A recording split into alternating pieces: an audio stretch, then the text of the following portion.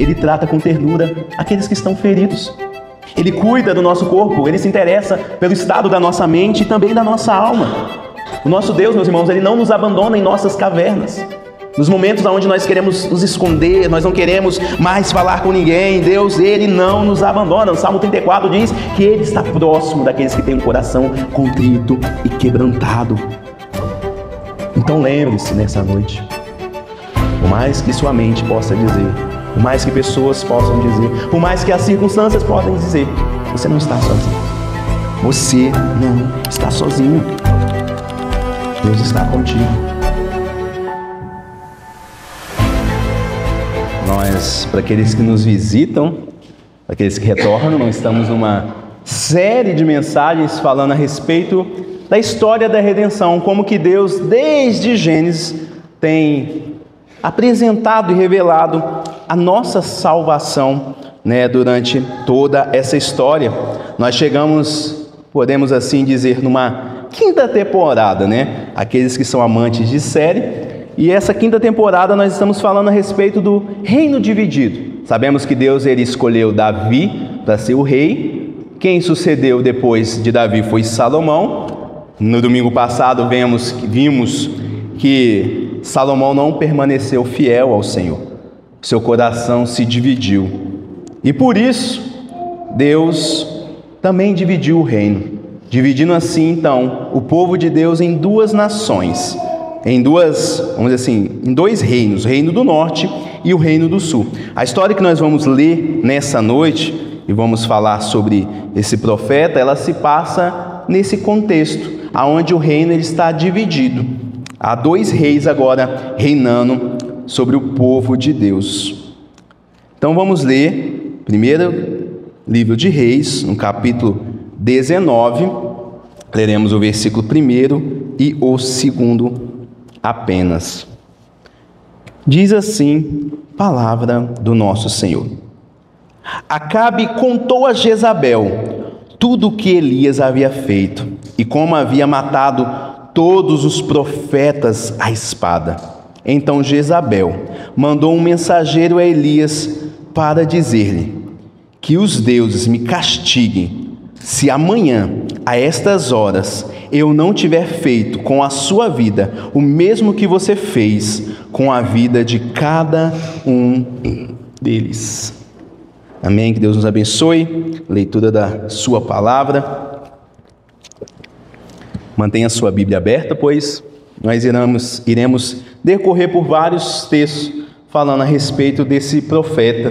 E meus irmãos, esse momento aqui fala do profeta Elias. O profeta Elias ele está nesse momento entrando num período da sua vida muito difícil. Em outras palavras, aquele que é cristão, a vida cristã, ela não tem somente momentos de vitórias. Há momentos também difíceis, momentos de desafios. Assim como a nossa estação, as estações do ano, elas são divididas entre verão, outono, primavera e inverno. Momentos onde é bem acalorado, mas há também momentos de outono e inverno, onde os dias parecem ser um pouco mais tristes. E Elias aqui, ele está pronto para entrar nesse momento difícil da sua vida. E o profeta Elias aqui, se você não sabe, ele foi um dos maiores profetas descrito na Bíblia. Ele viveu, se você observar a vida dele, ele viveu muitas vitórias, grandes vitórias, mas também enfrentou o medo, enfrentou a solidão, enfrentou profunda tristeza. E isso tudo começa exatamente neste momento, a partir das palavras desta mulher. E a história desse profeta, a história de Elias, ela nos lembra que até mesmo os mais fiéis passam por desertos e lutas. E hoje nós vamos refletir sobre 4 momentos da vida do profeta Elias. Esse é o tema da mensagem, os 4 momentos da vida do profeta Elias. Então vamos começar pelo primeiro momento. O primeiro momento da vida de Elias não começa aqui no capítulo 19. começa no capítulo 17. Por isso eu convido você a voltar um pouco na sua Bíblia. Nós vamos ler o primeiro versículo, porque é aqui que Elias aparece. Ele aparece na narrativa bíblica. E ele começa aqui a sua trajetória em um momento de coragem. Profeta que é conhecido aqui, Elias é um profeta que é aquele que confronta os reis, aquele que tem cunhão, aquele que confia no Senhor. E olha só o que diz: então Elias, é aqui que é a primeira vez que Elias aparece, o tesbita dos moradores de Gileade, disse a Acabe: tão certo como vive o Senhor, Deus de Israel, a quem eu sirvo, não haverá orvalho nem chuva nos próximos anos, a não ser quando eu disser. Que autoridade, não é verdade? O homem está dizendo para o próprio rei, o homem mais poderoso daquela nação: não vai cair chuva, não vai cair nenhuma gota de chuva, de orvalho. E esse é o primeiro ato do profeta Elias. Ele está aqui com coragem. E ele diz que ele profetiza então aquela grande seca que dura anos, e a seca vem. E aí talvez você pense: bom, mas será que Elias vai mudar de país? Porque ele também vai ser afetado por essa escassez de água. Mas então acontece um milagre. Diz que nesse momento Deus sustenta o seu servo, manda ele para um lugar chamado Ribeiro de Querite. Lá, de forma milagrosa, ele é sustentado. Sabe por quem? Não por pessoas, mas Deus envia corvos para sustentar Elias. Ele envia carne e pão, tanto pela manhã quanto ao amanhecer. Mas você sabe muito bem que quando não cai chuva, os ribeiros eles se secam, não é verdade?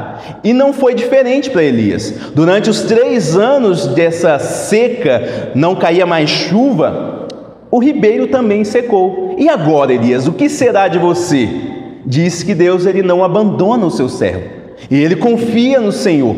E Deus manda ele para uma casa, não uma casa rica, não uma casa de uma pessoa que tem muitas propriedades, mas uma viúva que não tinha muito o que comer. Mas diz a palavra de Deus que de forma milagrosa, a farinha e o azeite daquela mulher não acaba. E mais, o filho daquela mulher morre, e Elias ora. Então ele é ressuscitado pela oração de Elias. Esse é Elias que a Bíblia nos apresenta. Um homem que enfrenta reis, um homem que confia no Senhor em meio à escassez, um homem de fé, um homem de coragem. E aqui, meus irmãos, já há uma lição para alguns de nós, não todos, porque especial essa mensagem aqui nesse primeiro momento traz uma lição que é para aquele que é cristão, para aquele que acredita em Cristo, porém é tímido, porém é uma pessoa insegura. Essa mensagem aqui, essa primeira lição, são para aqueles que sentem medo, vergonha.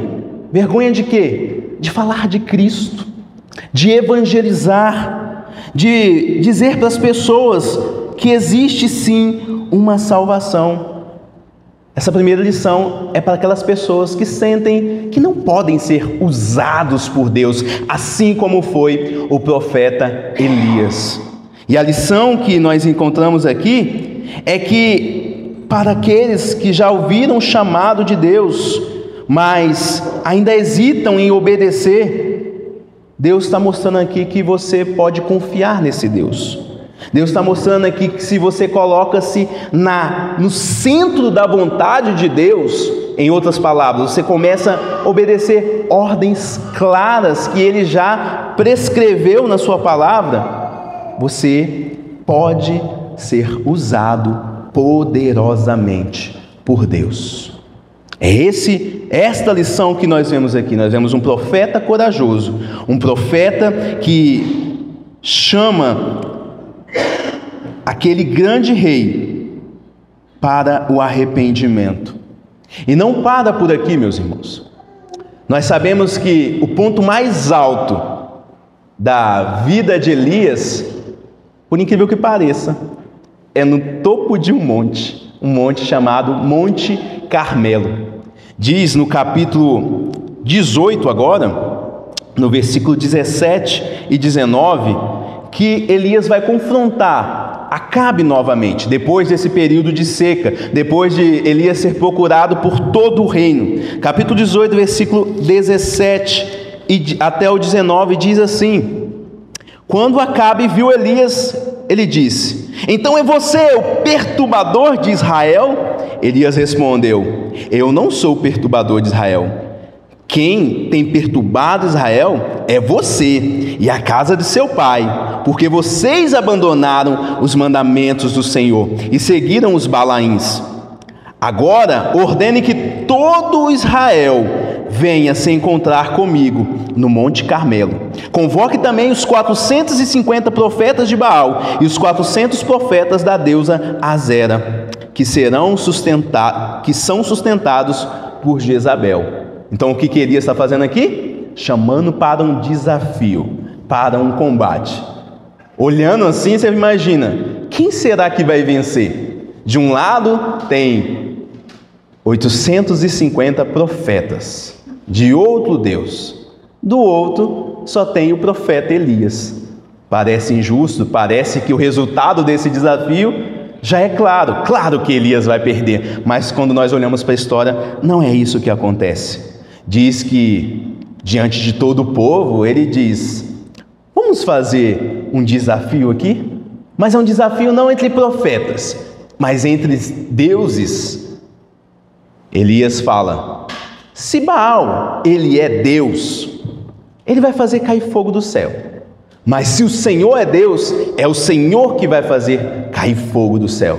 Diz a palavra de Deus que os profetas de Baal, eles começam os seus rituais, ali os seus sacrifícios, mas tem uma regra: não pode colocar fogo no sacrifício. E aí então passa várias e várias horas. Elias parece um pouco cansado e talvez nos dias de hoje ele poderia até ser preso por intolerância religiosa, porque simplesmente Elias ele zomba daqueles profetas. Ele então, diante todo aquele esforço dos 850 profetas, clamando a Baal e fazendo todos os seus rituais, dançando, se automutilando, Elias dá um grito: ei, por que vocês não gritam mais alto? Talvez Baal esteja dormindo ou foi viajar. Elias zomba, porque ele sabe que não existe outro Deus. Resultado: aqueles profetas eles não conseguem fazer cair fogo do céu. Mas diz que no momento, na vez de Elias, ele faz vários rituais ali, joga água onde não devia ter água, e aí diz que ele então se ajoelha e ora. Ele ora ao Senhor. Ele mal acaba de orar, e de repente vem uma coluna de fogo, consome todo o sacrifício, toda a água que ele havia jogado sobre o altar, e também consome todo o altar. Diante daquele espetáculo e a manifestação da glória de Deus, todo o povo, no versículo 39 do capítulo 18, ele diz: só o Senhor é Deus.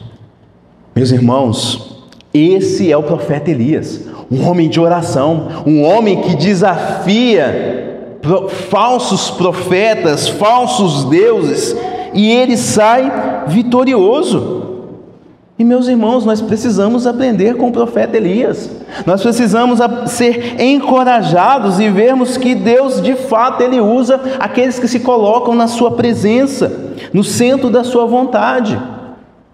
Então, meus irmãos, precisamos entender uma coisa: Deus não usa aqueles que são mais fortes, mais eloquentes, ou até mesmo os mais experientes. Deus usa, sabe quem? Aqueles que leem e obedecem.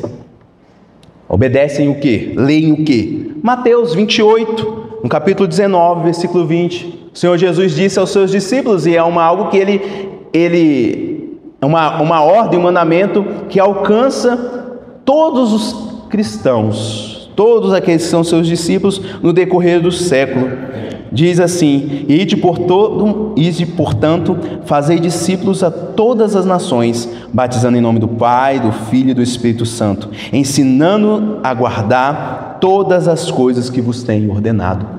A ordem é simples, é clara. O que falta é confiança. Você crer que Deus ele pode usar a sua vida para cumprir esta ordem, fazer discípulos de Cristo. Esse é o chamado da igreja. E nós observamos aqui que não é uma simples sugestão, mas sim um mandamento. E esse mandamento ele não é somente para os missionários, não são apenas para os pastores ou para os líderes da igreja. Esse é um mandamento que se estende a todo cristão. Se você é um cristão, se você acredita em Cristo, esse mandamento é para você. Você deve levar o evangelho às pessoas. Que pessoas, pastor? Seu colega, seu vizinho, seu parente. Há pessoas que talvez você nunca viu.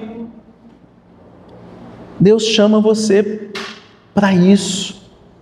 Deus chama você para esta missão, mas diz também que Ele não somente te envia, mas Ele te capacita e Ele vai com você. Porque o final do versículo de Mateus 28 diz: e eis que estou convosco todos os dias, até a consumação do século. Em outras palavras, meus irmãos, leia, obedeça ao Senhor. Deus ele usa até mesmo vasos frágeis para poder manifestar o seu poder. Então não tenha medo, não se envergonhe do evangelho. O Senhor ele é um Deus fiel, Ele prometeu estar com você, Ele irá cumprir a sua promessa. Bom, mas voltando aqui ao texto propriamente dito, nós vimos então que Elias é um homem de coragem.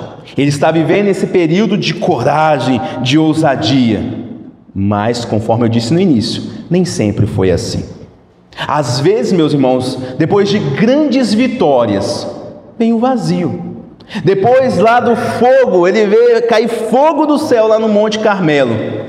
Vem a sombra de Jezabel, uma mulher terrível. E aquele homem que orou com tanta autoridade, agora ele está fugindo, totalmente assustado. E esse é o segundo momento da vida de Elias, um momento de medo. O profeta agora não é o profeta corajoso, é o profeta que foge, é o profeta que se cala. No capítulo 19, texto que nós vimos exatamente isso. Depois que Jezabel ela escuta, recebe a notícia, seus profetas, os seus 850 profetas de Baal, eles foram mortos à espada, eles foram derrotados, envergonhados. Então ela dá um aviso, um recado para Elias: eu vou te matar, Elias, eu vou te caçar e eu vou te matar. Verso 3, que nós não lemos, diz que Elias, temendo, pois, levantou-se e para salvar sua vida se foi. Aquele grande profeta que enfrentou o rei, que enfrentou aqueles falsos profetas que adoravam falsos deuses, agora ele foge. Não foge da presença daquela mulher, mas foge de palavras que ele ouviu. E diz ainda no versículo 4 que ele encontra uma árvore e ali ele deita para poder descansar. E então ele faz uma oração. Ele diz o seguinte: basta, Senhor, chega, basta, não quero mais, para mim já chega, para mim já deu, tira a minha vida. Sabe o que é isso aqui que ele está pedindo? Ele está pedindo a morte. Você consegue ver? Será que eu estou falando da mesma pessoa? Do mesmo profeta, aquele profeta ousado? Agora esse profeta está debaixo de uma árvore pedindo a morte. Em outras palavras, o profeta Elias aqui está dizendo: Senhor, não aguento mais, já deu, me leva, por favor. A minha missão foi fracassada. Eu não sou melhor daqueles que vieram antes de mim, é isso que ele diz, né? Eu não sou melhor do que os meus pais. Eu estou cansado, estou decepcionado comigo mesmo. Para mim acabou. É esse o sentimento de Elias. Elias aqui, depois daquela grande vitória, ele está aqui emocionalmente exausto, espiritualmente abatido e fisicamente desgastado. E é interessante aqui que ele não está pedindo a morte por orgulho próprio, mas o que nós vemos é um Elias desesperado, um Elias que não aguenta mais, um Elias frustrado, mesmo diante daquelas grandes vitórias. E sabe por quê?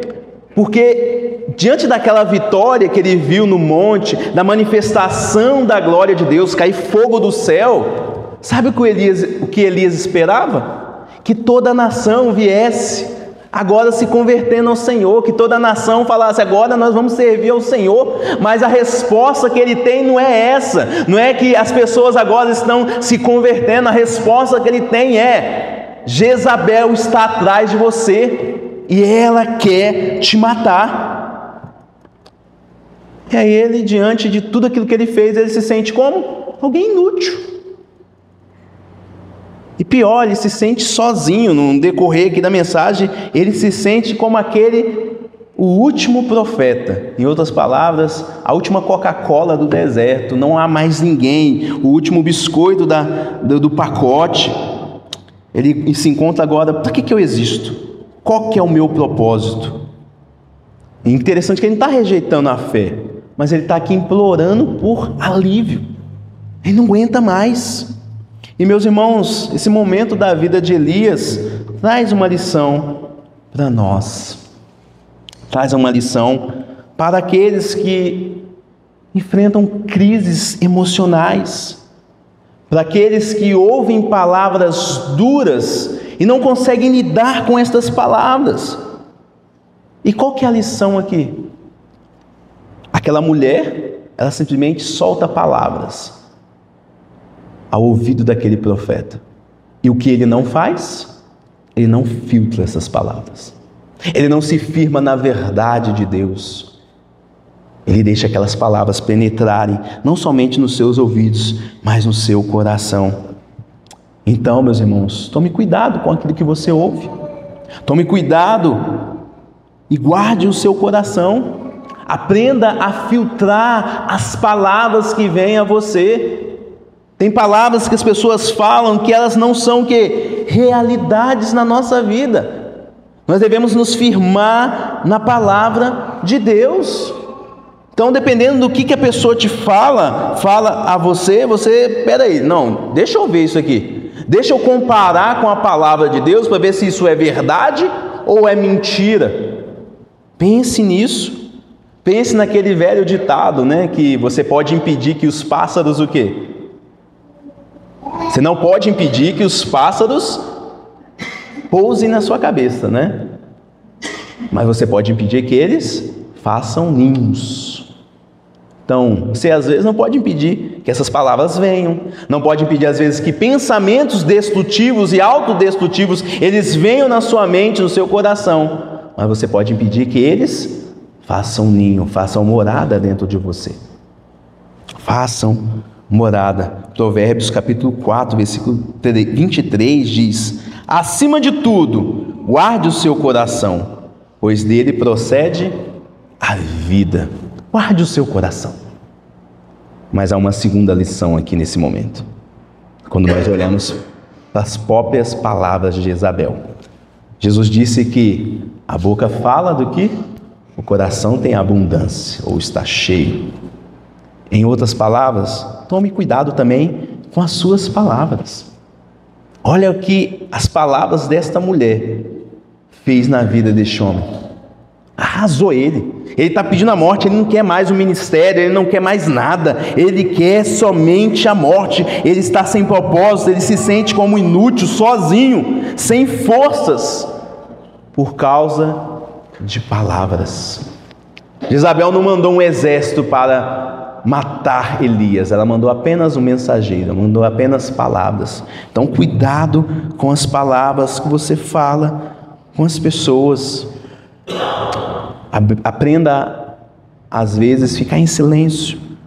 Aprenda, às vezes, a pensar em quais palavras que você deve dizer, porque elas podem acabar com vidas, podem destruir vidas. E, meus irmãos, nós vemos aqui que o Senhor, Ele permitiu que isso acontecesse com Elias. E por que Ele permitiu? Porque nós vemos aqui agora Elias está derrotado, ele está no chão, está no vale da sombra da morte. Mas o nosso Deus é um Deus gracioso, é um Deus muito bom. Servir o nosso Deus é algo muito bom. Sabe por quê? Porque Deus, Ele não desiste dos seus servos. Deus não desiste. E Ele não desiste de Elias. Elias foge sim, ele está aqui totalmente arrasado. Mas chega um terceiro momento na vida de Elias. Um momento de cura. Um momento onde ele é tratado pelo Senhor. Ainda no capítulo 19, versículo 11 até o 18, nos mostra isso. No versículo 7, observe, nós vemos algo aqui maravilhoso, né? Depois, Deus ele vai, né, ao encontro ali de Elias, e ele não vai ali repreender Elias com dureza. Ele envia um anjo, e o anjo toca em Elias e diz: levanta-te, come, porque o teu caminho será sobremodo longo. É assim que começa o tratamento de Deus na vida deste profeta. Deus começa alimentando ele. Deus começa dando aquilo que é vital para ele. Deus alimenta ele. Aí depois que ele dá o pão, Elias volta a dormir. E Deus permite ele dormir. Por quê? Porque Deus estava dando para ele descanso. Descansa, Elias. Coma, Elias. E aí diz que Elias anda, Elias se levanta, Elias vai para uma caverna e fica lá quietinho na caverna. Ele fica lá. E aí diz que Elias então vê algo acontecer. De repente vem um vento forte, depois aparece um terremoto, vem fogo se manifestando. E aí diz que Deus não estava no terremoto, não estava no vento, não estava no fogo. Então vem uma brisa suave. Um sussurro suave falando com Elias. Uma brisa mansa. Era ali que estava Elias. Ali que estava Deus. A voz de Deus por meio daquela brisa suave. Deus faz uma pergunta lá no versículo 13, no capítulo 19. Deus pergunta para Elias: que fazes aqui, Elias? O que você está fazendo nessa caverna? Deus não vem gritando, mas Ele vem com uma voz suave. Aí Elias responde para ele. E ali começa um diálogo. E aí diz no versículo 15, que Deus então fala com Elias e diz que agora ele tem uma nova missão. Depois de todo aquele período de tratamento, de descanso, de alimentação, Deus fala com Elias: Elias, agora você vai voltar para lá. Seu lugar não é aqui na caverna. Seu lugar não é aqui pedindo a morte. Seu lugar, você vai ter que voltar, porque você tem missões para cumprir. Você vai ungir reis, você vai levantar um profeta no seu lugar, chamado Eliseu, e ele vai ser o seu sucessor. E no versículo 18, Deus diz para ele: e saiba que ainda há 7.000 que não se dobraram. Porque Elias questiona Deus: Deus, só eu sobrei. Jezabel mandou matar todos os seus profetas. Então aí Deus fala assim: não, eu preservo os meus, eu cuido dos meus. Ainda há 7.000 que não se curvaram, que não adoraram Baal. E meus irmãos, que lição que Deus nos dá aqui nessa noite. Deus nos mostra que todos nós, todos, inclusive eu, este que vos fala, podemos cair. Elias foi um grande profeta, mas caiu. Pedro foi um grande apóstolo, discípulo de Cristo, caiu. Mas qual que é a semelhança entre os dois? Deus restaurou os dois. Deus restaurou, Jesus restaurou Pedro, e Deus restaurou aqui o profeta Elias. Em outras palavras, meus irmãos, o Senhor, Ele trata com ternura aqueles que estão feridos.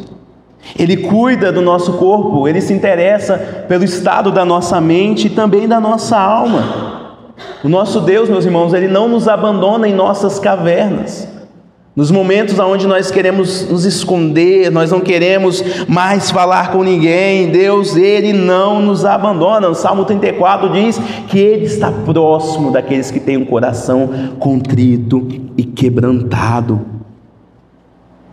Então lembre-se nessa noite, por mais que sua mente possa dizer, por mais que pessoas possam dizer, por mais que as circunstâncias podem dizer, você não está sozinho.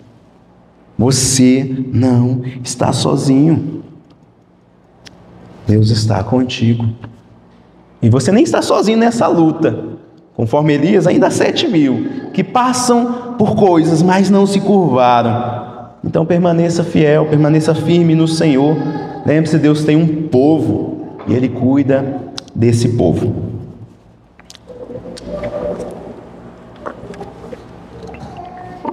Mas voltando então aqui, eu falei quantos momentos da vida de Elias? Vocês lembram? Quantos? 3. Quantos que eu falei que eu ia falar no início? 4, né? Então 4. Então tem mais um momento da vida de Elias. Esse momento foi um momento de restauração. Agora nós vamos ver que agora que ele está curado, restaurado por Deus, ele agora vai voltar ao seu ministério. Ele vai voltar à missão. E agora esse é o 4º momento. Momento de missão. Agora o profeta Elias, ele se levanta.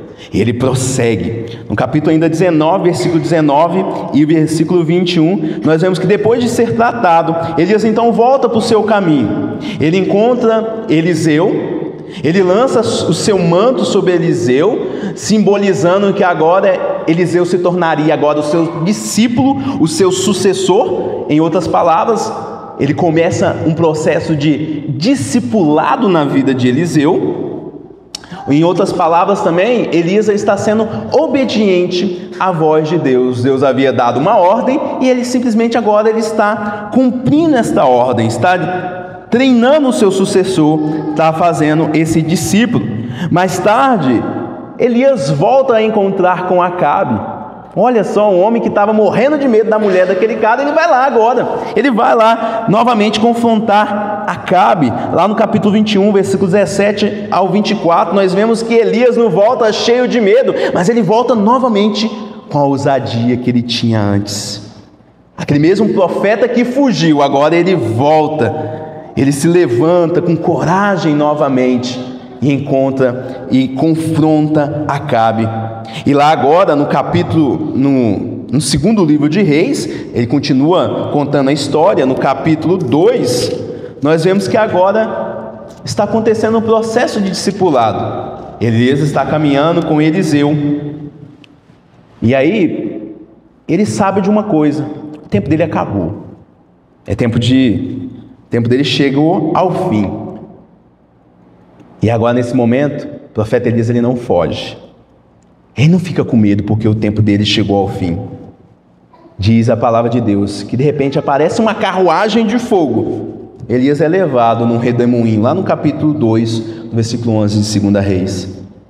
O profeta, que era corajoso, mas caiu, agora ele é levantado e levado em glória.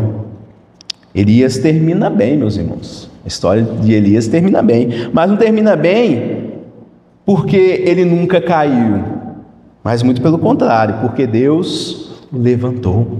Deus levanta pessoas. E essa história de Elias, meus irmãos, traz alguns princípios da maneira que Deus ele age na nossa vida. Elias, ele voltou novamente àquele fervor. E talvez é essa a sua situação. Você perdeu a fé, aquele fervor, aquela alegria de buscar ao Senhor, porque talvez caiu, porque talvez se desviou. Mas olhe como Deus ele restaura os vasos quebrados. Deus restaura vasos quebrados. Quando o vaso se quebra na mão do oleiro, Deus não fala assim: caiu, quebrou, não quero mais você. Deus ele te chama de novo. Deus restaura aquele vaso quebrado, ele não descarta o que caiu, ele não descarta o que falhou. A história de Elias também nos ensina que aqueles, que perderam essa alegria, que muitas vezes foram feridos, muitas vezes estão cansados, aqueles que se sentem que falharam com a igreja, falharam com Deus, falharam consigo mesmo. Essa história mostra que há esperança para você, há esperança para nós. Deus restaura. É possível novamente ter o vigor, é possível novamente voltar a ter o fervor, voltar a ter o primeiro amor restaurado. É possível novamente retornar ao ministério. Nós vimos isso com Elias, nós vimos com Pedro, que nega Jesus 3 vezes, mas Jesus chama Pedro e diz: Pedro, apacenta as minhas ovelhas, apacenta. Mas Jesus, eu neguei você diante do seu próprio rosto, eu caí, Jesus, eu sei, mas apacenta, eu restauro. Jesus Cristo restaura o ministério do apóstolo Pedro. Então essa palavra é para você que caiu, para você que se afastou, para você que desanimou. Deus ainda tem uma missão. Deus tem uma missão para você. E como o apóstolo Paulo disse a Timóteo: aviva o dom que há em ti, aviva aquilo que Deus te deu, e o que Deus falou para você, que é o Evangelho, a respeito do amor que Ele tem por você, transmita a homens fiéis. Foi assim que o apóstolo Paulo disse a Timóteo. Volte a assumir a liderança, volte a assumir o seu lugar na casa de Deus, volte a ser voluntário, volte a ensinar como professor, volte a cantar na casa de Deus, volte ao ministério. Deus está falando com você, volte. E meus irmãos, caminhando para a conclusão, quando nós olhamos aqui para esses 4 momentos da vida de Elias, nós ficamos perguntando: mas onde está Cristo nisso tudo? Onde está Cristo? Pastor, como que nós podemos ver Cristo aqui? Em tudo, meus irmãos. O fato de Elias ser um profeta aponta para Cristo. Cristo, ele é o profeta perfeito e o verdadeiro profeta. Teve um momento da vida do nosso Senhor Jesus Cristo que ele também sobe no monte, um monte chamado Monte da Transfiguração. Diz que naquele momento as roupas de Jesus começam a brilhar. Ele começa ali a ter como fosse uma transformação de glória. Pedro, Tiago e João estão ali, mas também diz que aparecem mais 2 pessoas ali com Jesus: Moisés e Elias. Moisés representando a lei de Deus e Elias representando os profetas. Em outras palavras, tanto a lei quanto os profetas, eles tinham uma missão: apontar para Cristo. E é exatamente isso que Pedro, Tiago e João, eles ouvem. De repente uma voz do céu diz que o Pai, ele diz para aquelas pessoas que estão ali, para aqueles discípulos: este é o meu filho, a ele ouvi. Em outras palavras, eu dei a lei, eu também levantei os profetas, mas tanto as leis quanto os profetas, eles apontam para Cristo. Então escute a Cristo. Cristo é o cumprimento das leis, é o cumprimento dos profetas. Tudo que foi feito até este momento, ele aponta e encontra sentido em Cristo. A lei aponta para ele. Os profetas anunciaram a vinda de Cristo. E agora, no Monte da Transfiguração, os discípulos veem a lei na figura de Moisés, vêm os profetas na figura do profeta Elias, mas vem também a palavra de Deus encarnada na pessoa do nosso Senhor Jesus Cristo. E esses relatos se encontram lá no Evangelho de Lucas, no capítulo 9, no versículo 35. E nós sabemos muito bem que depois desses momentos, momento de transfiguração, momento de glória, Jesus ele sempre se comportou como profeta. Em um momento de dor e desespero, momento onde ele era o checkmate. E aí, Jesus, você vai cumprir a sua missão ou não? Diz que ele se encontra lá no jardim de Getsêmani e ele faz uma oração. Ele diz: Pai, se for possível, passa de mim este cálice. Realmente é necessário, Pai, mas diz também que ele fala com seu Pai: mas seja feita a tua vontade. Diante de um grande desafio da sua vida, o maior desafio, Jesus Cristo, ele não foge, ele não arrega, como diz os jovens hoje, né? Ele vai até o fim, ele enfrenta a cruz, e lá na cruz ele fala uma palavra maravilhosa: está consumado. Ele termina o trabalho, ele termina a obra, ele faz e efetua o pagamento dos nossos pecados. Depois nós sabemos que Jesus Cristo ele ressuscita, e ele vai cuidar dos seus discípulos. Ele vai cuidar de Pedro, vai cuidar de todos os outros discípulos, assim como Deus também cuidou do profeta Elias. Por isso, meus irmãos, Deus ele continua alimentando, continua chamando, continua falando. E às vezes ele fala de forma suave, com mansidão, mas ele continua enviando com autoridade. E a minha pergunta para você é: em qual momento da vida de Elias que você está? Que você mais se identificou? Será que você está no momento da coragem? Não, pastor, está tudo dando certo, eu estou a todo vapor. Então sirva a Deus com essa ousadia. Busque cada vez mais ao Senhor. Mas talvez você fale: não, pastor, eu estou no momento de medo, estou acuado, eu não sei o que eu vou fazer. Então esse é o momento de você parar e ouvir a voz de Deus, ouvir as verdades de Deus. Talvez palavras te machucaram, palavras estão aí ecoando dentro do seu coração, mas não é a voz de Deus, não é a palavra de Deus. Por isso é o momento de você parar e alinhar. Mas talvez você fale: não, pastor, eu estou no momento da restauração, Deus está tratando comigo. Então siga nesse tratamento, descanse seu coração no Senhor, confie nele. Deus tem o tempo certo, assim como ele fez na vida de Elias.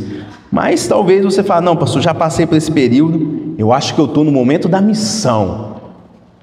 Então sirva, avive o dom que está em você, passe o manto. Se você é um cristão maduro, você precisa ter um discípulo, você precisa ter um Eliseu do seu lado, para você caminhar com ele, andar com ele, ensinar a ele como ele deve servir ao Senhor. Então, se você está nesse momento de maturidade, caminhe com outras pessoas, sirva ao Senhor.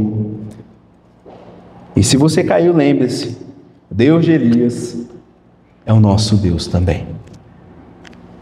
Ele ainda levanta os profetas cansados, ele ainda envia discípulos que foram curados, restaurados. Ele ainda diz: levanta-te, come, porque o caminho ainda não acabou. Que Deus nos abençoe, que Deus nos fortaleça. E em resposta a essa mensagem, eu queria cantar com você